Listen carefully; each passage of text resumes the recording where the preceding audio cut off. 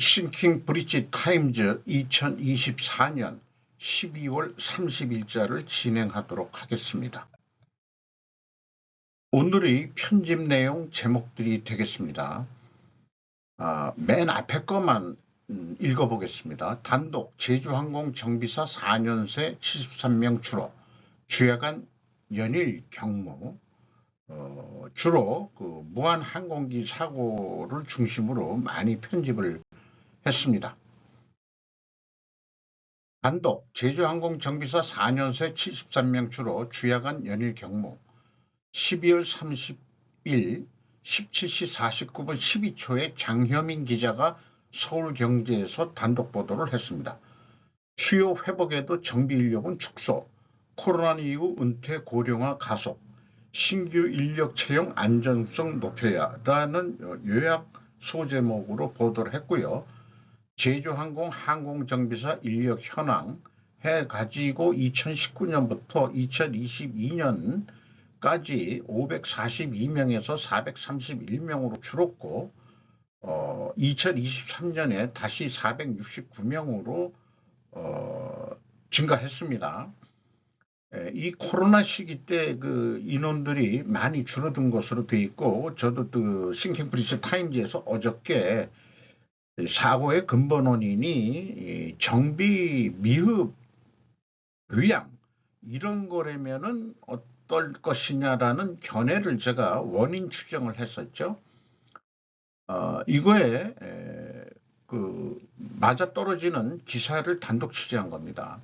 대한항공, 아시아나, 에어, 부산, 이스타나 항공 등 국내 주요 항공사 10곳의 항공 정비사 수를 전수 분석해 보니 이는 제주항공만의 문제가 아니었다. 전체 항공 정비사 수도 2019년 5,944명에서 지난해 5,477명으로 467명이나 줄어들었다. 10개 업체 중 2019년보다 항공 정비사가 소폭이나마 증가한 곳은 단 4곳뿐이었다. 실제로 올해 직장인 익명 커뮤니티 블라인드에는 제주항공 정비사라고 밝힌 한 누리꾼이 정비사들은 야간에 13 내지 14시간을 일하며 밥 먹는 시간 20분 남짓을 제외하면 쉬는 시간 자체가 없다며 경무에 시달리고 있다고 호소하는 것을 게시되기도 했다. 최연철 한서대 항공학과 교수는 코로나19 시기 발생한 항공정비사 경력 공백과 이로 인한 인력난은 전 세계 항공업계가 겪고 있는 문제라면서 LLC 역시 추후 신규 정비 인력을 채용하고 안정성과 경영의 지속성을 확보하는 것이 매우 중요하다고 말했다고 합니다. TBT, 제가 어저께 원인이 정비 인원 부족이라면 해서 논리를 폈죠. 이렇게 되면은 이거를 이 원인 가정이 맞대면은 필연적으로 나타날 다른 결과는 뭐냐 그러면은 제작사 기체결함이나 조류 충돌 원인으로 핵심 원인을 전도할 것이다. 추가적인 얘기가 전문가가 나온 얘기는 왜 콘크리트 방벽이나 둔덕 이런 게 있는지 모르겠다. 어떤 완충 부서지는 그런 테두리였는데 이런 의견도 추가로 나왔죠. 그래서 제가 어저께 소개한 것은 안전에 대한 하인리 법칙을 소개를 했었죠. 분명히 이번에 중대사고의 예비 징조로서 안전사고들이 30건 정도 있었을 것이다. 그리고 아차 사고가 한 300건이 있었을 것이다. 라고 얘기할 수 있습니다. 제가 의문을 제시했던 것은 올해 직원 수가 증가한 거 말고 2022년에 매출액이 156.9%나 증가했는데 직원 수는 5.4%까지 줄어들었다는 것에 대해서 의구심을 제시한 거죠. 그래서 정비가 제대로 됐겠느냐라는 것을 랜딩 기어가 안 내려왔다니까. 수동하는 방법도 있다는데 만약에 수동을 했다 하더라도 뭔가 작동이 안 됐을 수도 있는 거 아니냐. 예를 들어서 유압류 보충을 못했다든지 구체적인 내용은 잘 모르겠습니다만은 이런 원인 과정을 추론을 해봤던 거죠. 무한공항 정치 논리로 건설, 조류 서식지 4곳 둘러싸여 초기부터 논란.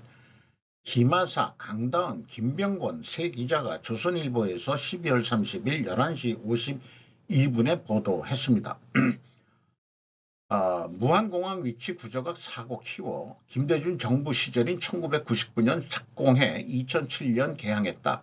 인근에 공항이 있는데도 선심성 공약으로 추진돼 당시 사업을 주도한 하나가 국회의원의 이름을 따 하나가 공항이라고 불린다. 개항 전 연간 992만 명이 이용할 것으로 예측됐지만 작년 이용객은 24만 6천 명에 그쳤다. 이용객이 없어 활주로에서 주민들이 고추 말리는 장면이 몇 개 없대 고추 말리는 공항으로도 불렸다. 고추 말리는 공항은 아마 청주공항도 그런 얘기를 들은 적이 있어요. 사고 원인 중 하나의 가능성으로 지목되는 교류 충돌, 버드 스트라이크의 문제에 대한 안일한 인식도 사고를 키웠다는 지적이 나온다. 전문가들은 이번 사고의 직접적인 원인인 착륙장치 랜딩기어 고장이 조류 충돌 때문에 발생했을 가능성을 제기한다. 이 무안국제공항이 있는데 북으로도 2군데나 조류 서식지가 있고 왼쪽에도 조류 서식지가 있고 남쪽에도 조류 서식지가 있습니다. 전남도는 내년 완공을 목표로 활주로 길이를 3,126m로 늘리는 연장 공사를 진행 중이었고 이 공사 탓에 무안공항 활주로는 300m가량 이용할 수 없는 상태였다. 실제 이용 가능한 거리는 2.5km였던 셈이다 라고 보도를 했습니다. 자, 여기까지 오면은 어떤 의견을 제시를 해야 되냐 그러면은 똑같은 충분조건 논리로 만약에 조류 충돌이 빈번하다면은 여객기 무한 참사가 반드시 발생할 것이다. 왜냐하면 공항 위치가 조류 서식지이기 때문이다. 이것이 원인 가정이기 때문에 필연적으로 우리가 나타난 결과를 2가지를 한꺼번에 썼어요. 무한공항을 국제공항으로는 폐쇄해야 된다. 내륙공항으로는 그것도 위험할 거예요. 그리고 이참에 그 좁은 나라에서 지방자치한다고 개나 소나 전부 다 국제공항 만들겠다고 난리 부르스들을 치고 있는데 이참에 지방자치제 폐지해야 된다고 저는 거기까지 논리를 펴야 된다고 믿습니다. 전문가들은 한국 비행기 추락의 원인으로 조류 충돌에 의문을 제기합니다. 마트 마이어와 리사 베링턴이 로이터에서 12월 30일 월요일 오전 12시 59분에 보도를 했습니다. 이탈리아 항공 전문가 알레기는 비행기에 충돌하는 새들만으로는 재난의 규모를 설명할 수 없을 것이라고 말했습니다. 물론 새들이 공격이 있었을 수도 모릅니다. 라고 그는 말했다. 여기서 공격은 충돌입니다. 하지만 사고의 직접적인 원인이 되기에는 그 결과가 너무 큽니다.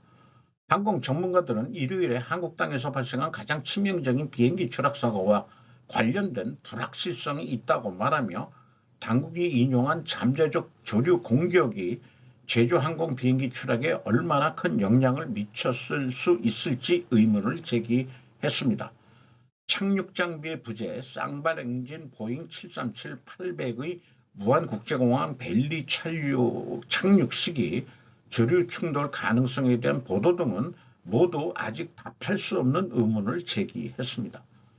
주정환 교통부 차관은 활주로의 길이가 2,800m에 달하는 것은 기여 요인이 하나며 끝부분의 벽은 산업표준에 따라 건설되었다고 말했다. 좀 변명일 수도 있을지 모르겠네요. 비행안전 전문가이자 루프트한자 조종사인 크리스티안 베케르트는 비디오 영상에서 후진기를 제외한 대부분의 비행기 제동 시스템이 작동하지 않아 큰 문제와 빠른 착륙이 발생했음을 시사한다고 말했다. 글로벌 항공규칙에 따라 한국은 민간 조사를 주도하고 비행기가 제작된 미국의 교통안전위원회를 참여시킬 것입니다. 전문가들은 항공사가 일반적으로 그 여러 요인인 혼합물에 의해서 발생하며 사건의 순서 및 밝히는데 몇 달이 걸릴 수도 있다. 원인 규명을 하는데 오래 걸릴 수도 있다. 원인 규명이 어떻게 나올지 참 매우 궁금하네요. 시간이 오래 걸릴 것 같습니다. 이런 거를 너무 정치적으로 이용을 하면은 그 정치인 새끼들이 나쁜 새끼들이라고 저는 생각합니다.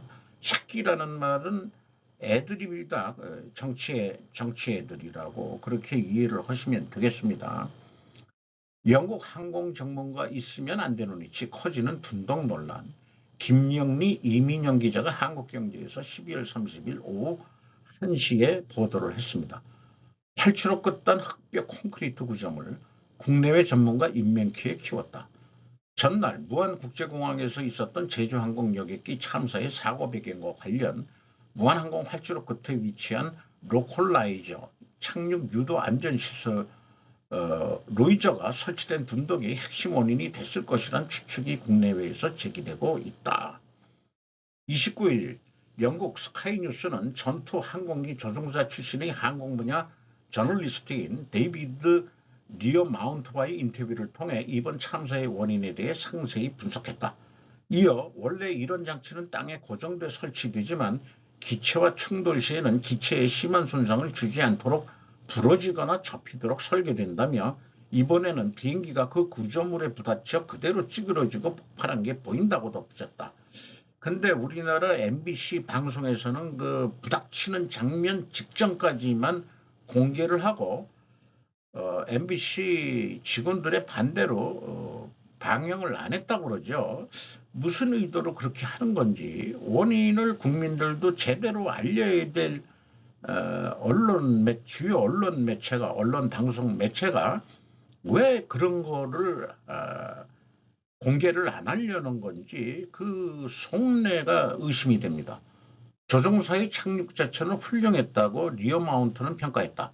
그는 훌륭한 착륙이었다. 영상을 자세히 보면 벽에 부딪히기 직전까지 기체에 별다른 손상이 없다며 그 벽이 없었다면 탑승객 전원이 살아남을 수 있었을 거라며 안타까워했다. 이 영상을 보면서 거기에는 풀 영상이 있겠죠. 부닥쳐서 폭발하는 장면까지 있었을 겁니다. 근데 우리나라 방송은 왜 그거를 방송을 안 하냐 이 말이에요. 답답합니다. 랜딩 기어 안 내려오면 수동 조작 가능한데 의문점 5가지. 성남점 김하사 신수지 3명의 기자가 조선일보에서 12월 30일 06시 30분에 보도했습니다. Q1 이거 제가 잘 이용하는 표식 방법인데 원래도 이렇게들 쓰나요? 제가 잘 활용하는 질문 방법인데 표기하는 방법입니다. 새와 충돌했는데 왜 착륙바퀴가 작동 안 했나? 이런 얘기고 두 번째는 수동으로도 내릴 수 있는 착륙바퀴는 왜 안 내려왔나? 그 다음에 세 번째 해상도 놔두고 왜 딱딱한 활주로로 동체 착륙을 시도했나? 네 번째 활주로 위 화재 막는 물질이나 소방대는 왜 준비가 안 됐나? 착륙 후 속도는 왜 줄지 않았나? 현직 조종사 경우는 이번에는 랜딩 기어가 내려오지 않았기 때문에 조종사가 직접 스피드 브레이크를 작동시켜야 했는데 실제 과정이 있었는지 의구심이 든다고 말했다.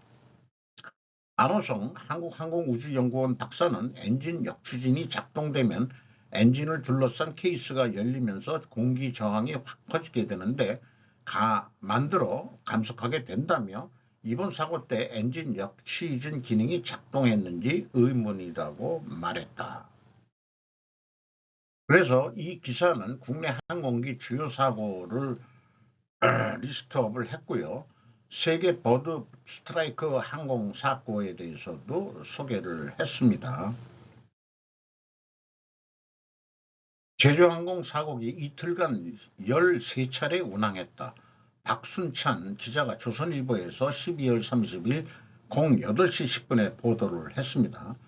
사고 비행기에 대해서 재원과 얘기를 했는데 2009년이니까 지금 연령이 15년 됐다고 그러죠. 2017년에 중국이 도입을 했답니다. 이 비행기는 2009년 9월에 미국 보잉사가 제작한 B737-800 기종으로 6시간 이하 중단거리 노선에 주로 쓰입니다. 제주항공이 보유한 여객기 39대 가운데 37대가 해당 기종일 만큼 제주항공의 주력 항공기이다. 이번 사고기의 기령, 비행기 연령은 15년으로 노후 항공기로 분류되지는 않는다. 다만 항공 전문가들은 항공기의 단순 연령보다는 실제 비행시간과 이착륙 횟수가 큰 영향을 미친다며 이번처럼 단거리 비행이 많은 경우 기체 피로가 더 빠르게 증가할 가능성도 있다고 지적한다. 제주항공의 여객기 월평균 가동시간 올해 3분기 기준은 418시간으로 대한항공 355시간 대비 18% 많다. 제주항공 송경훈 경영지원본부장은 오늘 이 문제는 항공기 정비 소홀과 관련된 이슈가 아니라고 발언해 논란이 일기도 했다. 제주항공 무한참사 동일기종 랜딩기어 이상으로 회항했다는 것. 양범수 조선비지에서 12월 30일 09시에 연속으로들 보도를 해내고 있네요. 항공업계에 따르면 29일 오전 6시 37분 김포공항에서 출발한 제주행 제주항공 7C101편이 이륙 직후 랜딩기어, 비행기 바퀴 등 이착륙에 필요한 장치 이상이 발견되면서 회항했다.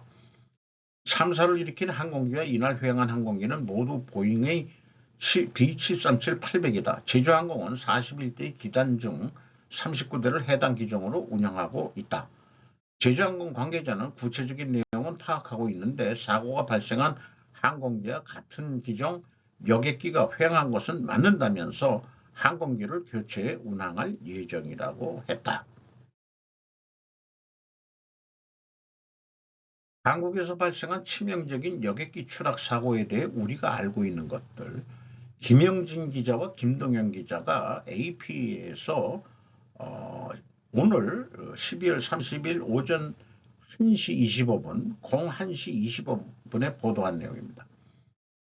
영상에는 비행기가 활주로를 미끄러져 활주로를 넘어 공항의 장벽에 부딪히는 장면이 담겨 있습니다.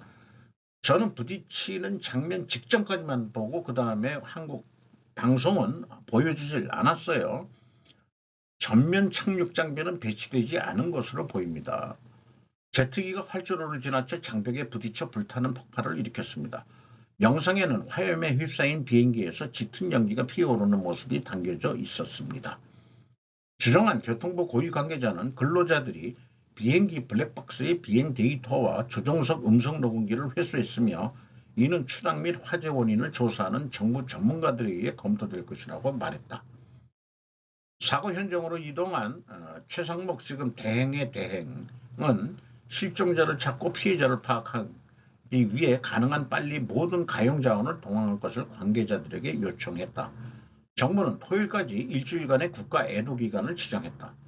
태국 총리인 패통탕 시나 왓은 가족들에게 깊은 애도를 표하며 태국 외교부에 즉각적인 지원을 요청했다. 프란치스코 교황은 성 프란치스코에게 조의를 표했다. 이 말은 무슨 말인지 모르겠어요. 피터스 스퀘어 20화 시계로 일본 총리는 많은 소중한 생명을 잃은 것에 대해 깊은 슬픔을 느낀다고 말했다. 블로디미르 젤렌스키 우크라 대통령까지 애도를 표했다고 했는데 우리 그 바이든 형님께서는 왜 가만히 있는지 몰라 했더니 뒤에 소개가 되겠습니다. 비극, 조 바이든 한국 비행기 추락 후 미국이 지원할 준비가 되어 있다고 말했습니다. 수딕샤 코치, 존 베이컨, 이브 첸 3명의 기자가 USA 투데이에서 12월 30일 월요일 오전 5시 52분에 보도를 했습니다. 워싱턴, 조 바이든 대통령은 일요일 자신과 영부인 질 바이든이 179명의 목숨을 앗아간 한국의 상업용 비행기 추락 사고에 대해 깊은 슬픔을 느낀다고 말했습니다. 미국은 필요한 지원을 제공할 준비가 되어 있습니다. 국가교통안전위원회는 이전 트위터였던 X에 올린 성명에서 한국의 사고조사를 지원하기 위해 미국 조사팀을 이끌고 있다고 밝혔습니다. 사고 현장을 방문한 최상목 한국 대통령 권한대행은 일주일간의 애도 기간을 발표했습니다. 제주항공은 10억 달러 규모의 보험 계획을 언급하며 생존 가족들을 전폭적으로 지원하겠다고 약속했습니다. 다른 그 소 제목만 보면 한국 179명 사망한 비행기 추락 원인 규명을 위해 고분 분투 중이다. AP통신이 이렇게 설명을 하고 있습니다. 자, 여기까지 하고 북한 군인들이 우크라이나에서 포로로 잡히지 않기 위해 자살했다고 미국은 말합니다. 미틸 아가르왈 기자가 NBC 뉴스에서 12월 29일 일요일 오후 1시 34분에 보도를 했습니다. 러시아가 북한 군인들의 인간 파도를 배치하고 있으며 우크라이나에 의해 체포된 최소 1명의 군인이 부상으로 사망했다고 미국이 금요일 밝혔다. 백악관 국가안보회의 대변인 존 커비에 따르면 일부 북한 군인들은 우크라이나 군대에 항복하지 않고 스스로 목숨을 끊었다고 한다. 그는 이 자살 사건들이 포획될 경우 북한에 있는 가족들에 대한 보복에 대한 두려움 때문일 걸 가능성이 높다고 말했다. 한국 국가정보원은 금요일에 전날 체포된 북한 군인이 사망했다고 확인했다. 자, 그 김정은이가 공포정치를 하는 건지 우리나라도 연좌제 같은 게 있었습니다만은 포로로 잡히면은 너희 가족들 가서 죽어. 차라리 죽는 게 그러면은 네 가족들은 우리가 먹여 살릴게. 이런 협박성을 다 정신교육을 그렇게 해놓고 보낸 모양이죠. 참, 뭐 조폭영화 같은 그런 내용이네요. 보니까. 고려엔 MBK 지배구조 개선 진심이면 집중투표제 도입 찬성해야. 홍여운 파이낸셜 2023년 12월 31일 날입니다.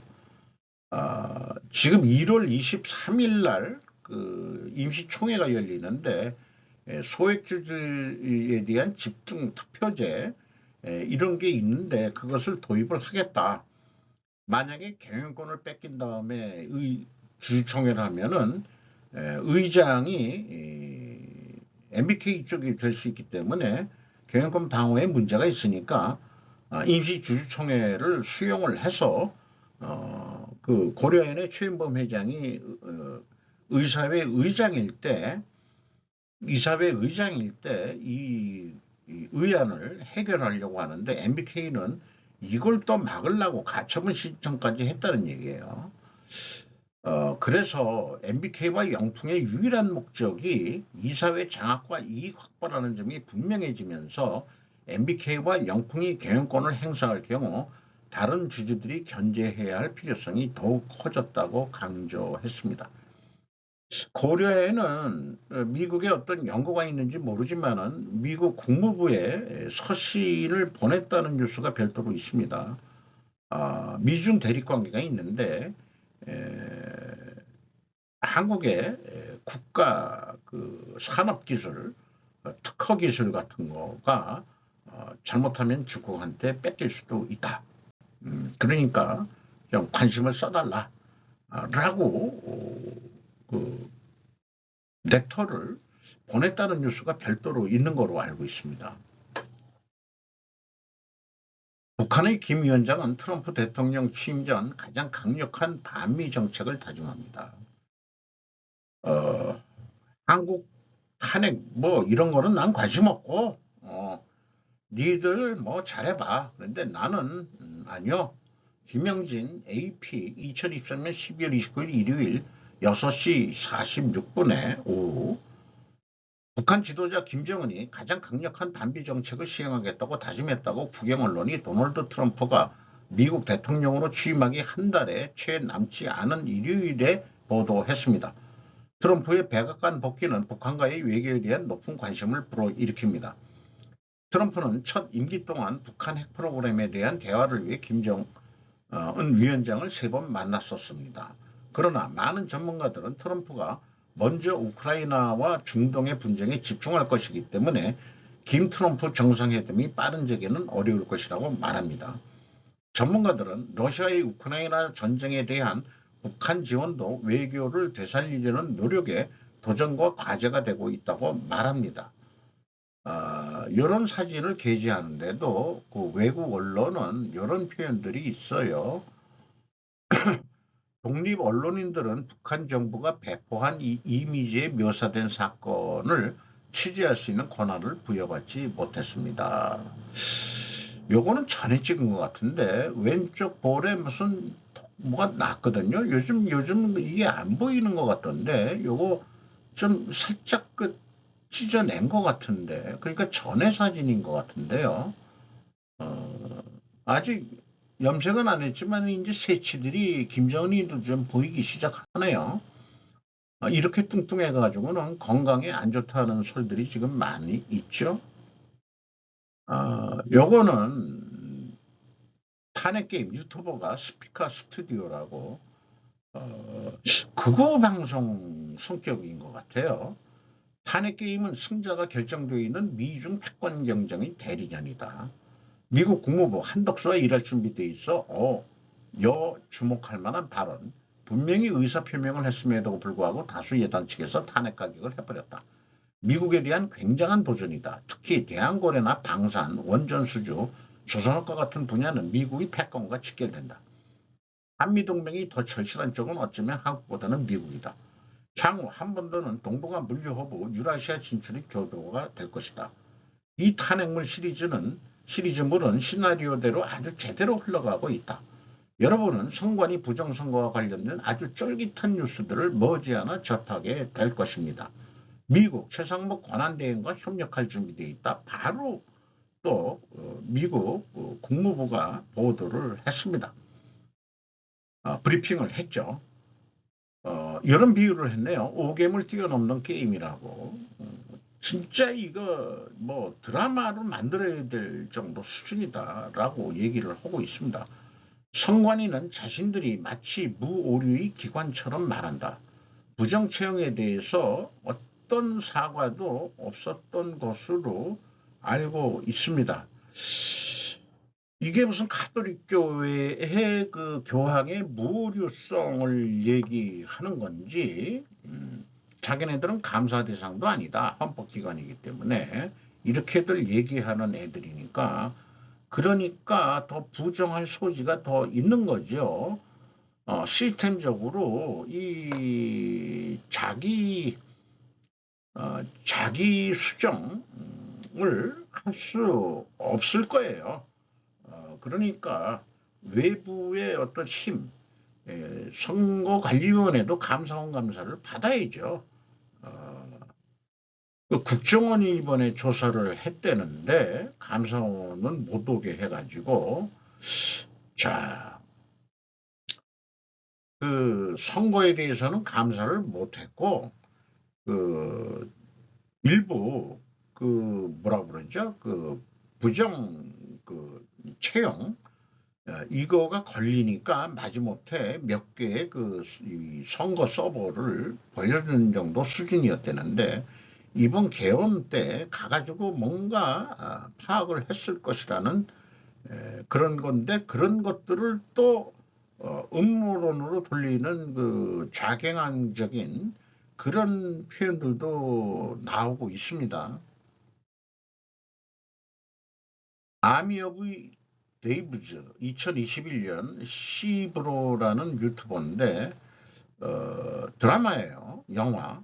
매일 반복되는 일상에 지쳐 꿈을 잊고 사는 보통 사람들 사이에 자신의 관심 분야를 계속 발전시켜 작은 결과에도 행복을 느끼는 사람들이 있다. 방구석 전문가 소리 들을 때도 있지만 과거와 달리 지금 보고 있는 유튜버를 포함한 또 다른 플랫폼 등 기회를 찾을 수 있는 세상이 되었다. 이 드라마 유튜빙 하는 자기 자신을 얘기하는 것 같기도 하고 유일한 취미가 있어 버틸 수 있었던 제바스티안 근거 따는 거예요. 이게 세상과 소통하고 싶은 노력이 있어 가능했다. 아무런 노력 없이 불만을 키우는 삶보다 작지만 남들과 나눌 수 있는 방법을 택했기에 근거토리 소재이긴 하지만 유튜버의 해석이 와 닿아서 정리를 해봤고 또 제 자신하고도 비유가 되는데 방구석, 은퇴해서 방구석 전문가인지는 제가 아닌지는 모르겠습니다만은 유일한 취미 활동을 지금 하고 있는 거나 마찬가지죠. 그래서 좀 와 닿았습니다. 이상 마치도록 하겠습니다. 구독, 좋아요 부탁드리겠습니다.